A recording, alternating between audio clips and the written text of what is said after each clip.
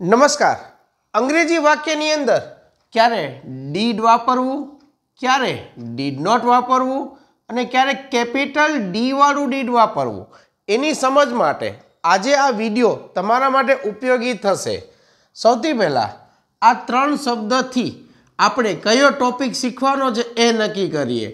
Topic માટે આપણી પાસે કાર લઈ લઈએ. સાદો એટલે કે સિમ્પલ ભૂતકાળ. ક્લિયર? જેમાં ટેન્સ નંબર 2 છે, એટલે કે આ કાળમાં બીજો નંબર યાદ રાખજો. સાદો ભૂતકાળ. ઇંગ્લિશ મીડિયમમાં એને સિમ્પલ પાસ્ટ કહેવાય, સિમ્પલ પાસ્ટ ટેન્સ.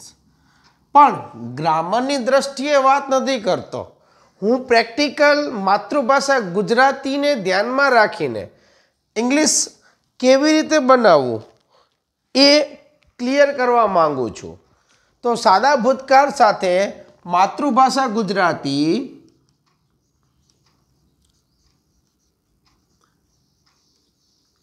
કરીએ શરૂ. માતૃભાષા ગુજરાતીમાં ક્રિયાવાળા વાક્યો જેની અંદર એક કર્તા હોય, એક ક્રિયાપદ હોય અને એક કર્મ હોય. તો કર્તા અને ક્રિયાપદનું લિસ્ટ આપણે જોઈશે, જેની અંદર ક્રિયા તરીકે જે પણ શબ્દ લો એના અંતે ય આવવો જોઈએ, ધજાનો ધ આવવો જોઈએ અને દીર્ઘ ઈ આ નિશાની છે. એ ત્રણમાંથી ય, ધ અને દીર્ઘ ઈ આ ત્રણમાંથી કોઈ એક શબ્દ લાગેલો હોય ગુજરાતીના છેડે તો એને કહી દેવાનો સાદો ભૂતકાળ. તો પહેલાં ક્રિયાપદનું લિસ્ટ આપું. જુઓ, રમવું આ એક ક્રિયા થયું. તો રમવુંનું તમે એમ કહી શકો ને, રમ્યો, રમી. નંબર 2 ખાવું, તો ખાધું. રાઈટ? જો વાક્ય પૂરું. અને દીર્ઘ ઈ વાળું લઈ લઈએ. ચાલો, વાંચવું, તો વાંચી. લખવું, તો લખી. આ વાક્યના છેડે આવે. હવે ક્રિયાપદનું લિસ્ટ આપી દીધું. હવે કર્તાનું લિસ્ટ આપી દો. કર્તા તરીકે આપણી પાસે 2 ગ્રુપ છે. ફર્સ્ટ ગ્રુપમાં આઈ લઈ લો, વી લઈ લો. મારા દરેક વિડીયોની અંદર મોટા ભાગે ફર્સ્ટ ગ્રુપ, સેકન્ડ ગ્રુપ એમ તમને જણાવ્યું જ હશે. આઈ, વી, પછી યુ લઈ લો અને ત્યારબાદ લઈ લો ધે. ચોખ્ખું કહી દીધું કે કર્તા તરીકે પહેલા ગ્રુપમાં 4 આઈ, વી, યુ અને ધે. બીજા ગ્રુપમાં, સેકન્ડ ગ્રુપમાં છોકરો હોય કે પુરુષ હોય તો એના માટે હી, છોકરી હોય કે સ્ત્રી હોય તો એના માટે સી. આટલું ક્લિયર? હવે વસ્તુ કે પ્રાણી માટે આપણે હંમેશા વાપરીએ ઈટ. 3 થઈ ગયા. હવે મને એક બોયનું નામ લેવું છે તો મેં લીધું રુદ્ર. એક ગર્લનું નામ લીધું રિયા. તો આ થઈ ગયા આપણા કર્તા. વાક્ય જેની અંદર કર્તા ક્રિયાપદ હોય ને એવું આપણું રો મટીરિયલ તૈયાર. હવે ગુજરાતીમાં એક વાક્ય આપું છું. ચાલો, હું આજે ક્રિકેટ રમ્યો. વાક્યો. મજા આમાં છે. કઈ મજા લેવાની વાત કરું છું? સ્વતંત્ર રીતે અંગ્રેજી શીખી શકો, સ્વતંત્ર રીતે મોજ પડે એમ વાક્યની ખોજ કરી શકો. તો આ વાક્યની અંદર ય આવ્યું, હું આજે ક્રિકેટ રમ્યો. નેક્સ્ટ, અમે ગઈકાલે બહાર ખાધું. આમ તો જમ્યું પણ હાલે, પણ મને ધ લાવવું છે એટલે મેં લખ્યું ખાધું. હવે દીર્ઘ ઈ વાળું લઈ લઈએ. ભારતે 100 નદી સાથેની સંધિ રદ કરી. લો, રદ કરી એટલે કેન્સલ્ડ. વચ્ચે નથી લખતો કારણ કે સ્પેસ લાંબો થઈ જશે. મારું ધ્યાન કે મારું કોન્સન્ટ્રેશન કે મારું ફોકસ ગુજરાતીના છેડે રાખવું છે. અહીંયા આ 3 વાક્યની અંદર ય, ધ અને દીર્ઘ ઈ ક્લિયર હોય અને અહીંયા સુધીનું સમજમાં આવ્યું હોય તો હવે અંગ્રેજી ઉપર આવીએ. આવા વાક્યની અંદર આપણે ય, ધ અને દીર્ઘ ઈનો ઉપયોગ કર્યો. આ ટોપિકનું નામ છે સાદો ભૂતકાળ. પણ જુઓ, ડીડ, ડીડ નોટ અને ડીડ ક્યારે વાપરવું એની વાત હતી. તો ડીડ વાળું મારે તમને એક વાક્ય આપવું પડશે. જો, મેં આજે કંઈક કર્યું. મેં આજે કંઈક કર્યું. ઓકે, મેં એટલે આઈ. હવે આ હકાર વાક્ય છે. હકાર છે. કંઈક કર્યું. કોઈ ખાસ રમવું, ખાવું, વાંચવું, લખવું નથી. ખાલી શું છે? કર્યું. તો કર્યું એટલે ડુ આવે. ડુનું અહીંયા ય હોવાથી ભૂતકાળમાં કરવું પડે ડીડ. I did. મેં કર્યું. મેં એટલે આઈ, કર્યું એટલે ડીડ. કંઈક એટલે સમથિંગ. આજે એટલે ટુડે. લો, તો અહીંયા મેં તમને આપી દીધી ડીડની ઉપયોગિતા કે ડીડ અહીંયા આવી રીતે વપરાય હકાર વાક્યની અંદર. તો આ ડીડ પૂરું. નાવ ડીડ નોટ ક્યારે વાપરવું? તો ડીડ નોટ હંમેશા નકાર વાક્યમાં આવે. જુઓ, નકાર વાક્યમાં ટોપિક સેમ જ હોય, સાદો ભૂતકાળ. અમે ગઈકાલે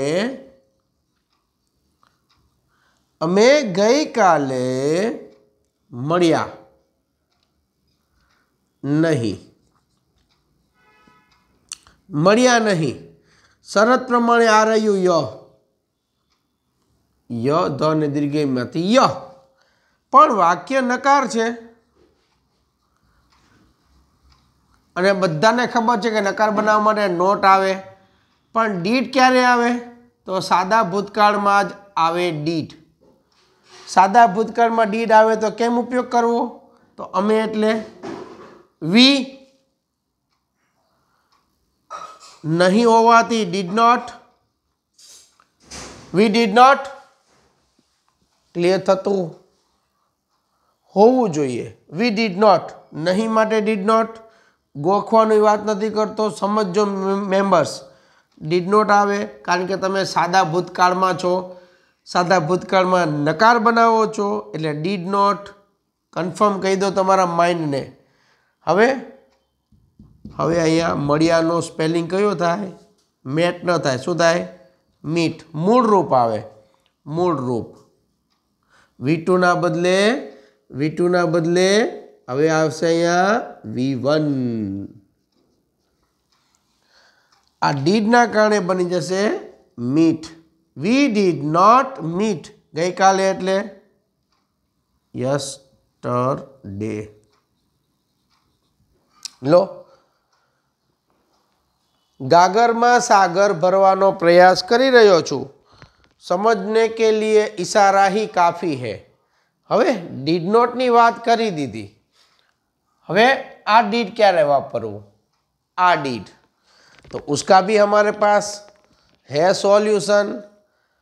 let's move on the second screen. चलो एक वाक्य लखू छू।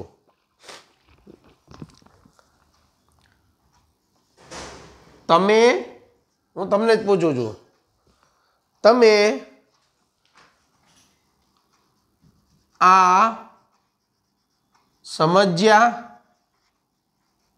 અને પાછળ કર્યું મેં પ્રશ્નાર્થ ચિહ્ન. એટલે તમે સમજી શકો છો કે મેં તમને પ્રશ્ન પૂછ્યો ને. કેવો પ્રશ્ન પૂછ્યો? તો એવો પ્રશ્ન પૂછ્યો જેનો જવાબ શું? જેનો જવાબ તમે હા અને નામાં આપો. રાઈટ? તો જે પ્રશ્નનો જવાબ તમે હા કે નાની અંદર આપો એના માટે આપણે યસ નો પ્રશ્નાર્થનું ટેગ આપી દઈએ. તો તમે અત્યારે ત્રીજા લેવલ ઉપર આવ્યા. ટોપિક સેમ, સાદો ભૂતકાળ જ, પણ હકાર વાક્ય પછી નકાર વાક્ય એવી રીતે યસનો પ્રશ્નાર્થમાં આપણે યસનો પ્રશ્નાર્થ આવવો હોય. તમે આ સમજ્યા. હવે જવાબ હા કે નામાં આપવાનો થાય એટલે એ યસનો પ્રશ્નાર્થ બને. તો યસનો પ્રશ્નાર્થની શરૂઆત હંમેશા હેલ્પિંગ વર્બ તરીકે ડીડથી કરવાની. ડીડ તમે એટલે યુ, ડીડ યુ. હવે ડીડ આવે એટલે સમજ્યા માટે, સમજવું એટલે અન્ડરસ્ટેન્ડ, મૂળ રૂપ જ આવે. આને કહેવાય V1. તમે આ સમજ્યા. Did you understand? શું? આ એટલે ધીસ. લાસ્ટમાં ક્વેશ્ચન માર્ક. હવે તમને સમજાય છે ઘણા વાક્યમાં આગળ ડીડ શા માટે હોય? તમે જો ક્લિયર તમે સમજતા હો ને તો કોમેન્ટ સેક્શનમાં રિપ્લાય આપવાનું, કોમેન્ટ સેક્શનની અંદર હાજરી પુરાવવાનું ભૂલતા નહીં. હવે આવા પ્રશ્નના જવાબ બે જ આવે, યસ આઈ ડીડ, અને ના હોય તો નો આઈ ડીડ નોટ. ચાલો આટલા સુધી જો તમે હો મારી સાથે તો છેલ્લી થોડીક એક સમજ પૂરી કરી નાખો. શું? Let's see. એક વાક્ય લખું છું. તેણે શું ખાધું? આ પ્રશ્ન આવ્યો, તેણે શું ખાધું? ધ છે એટલે સાદો ભૂતકાળ.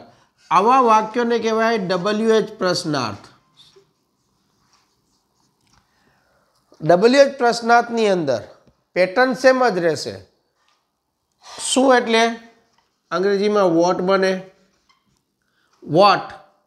હવે ખાધું પ્રશ્નાર્થ ચિહ્ન છે ને, ખાધું પ્રશ્નાર્થ ચિહ્ન છે ને, તો બીજા સ્થાન ઉપર મૂકી દો ડીડ.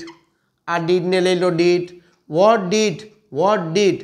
તેણે એટલે એ ખબર હોવી જોઈએ. તેણે એટલે હી. What did he. હવે ખાધુંનું બનાવી નાખો ખાવું. ડીડ આવે એટલે ખાવું ઇંગ્લિશમાં શું કહેવાય? ઈટ. વોટ ડીડ હી ઈટ? તેણે શું ખાધું? ફોર એક્ઝામ્પલ, તેણે કંઈ ખાધું તો હી શું ખાધું? તો ઈટનું બની જાય એટ. હી એટ અ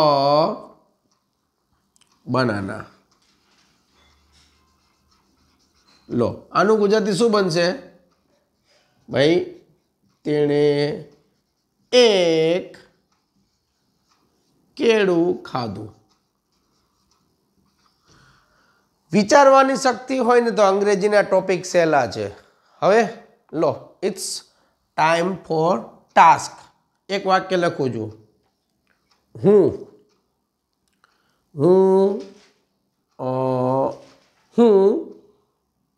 વાક્યમાં ઓકે, હું બહાર ગયો. હું બહાર ગયો. હકાર બનશે હું બહાર ગયો નહીં. નકાર વાક્ય બન્યું તમે બહાર ગયા પ્રશ્નાર્થ ચિહ્ન. તમે ક્યાં ગયા? લો આ પણ પ્રશ્નાર્થ ચિહ્ન. આને આપણે હકાર કહીએ, આને આપણે નકાર કહીએ. આને કહેવાય યસનો પ્રશ્ન અને આને કહેવાય WH પ્રશ્ન. તમારા માટે આ રાખી દીધું ટાસ્ક.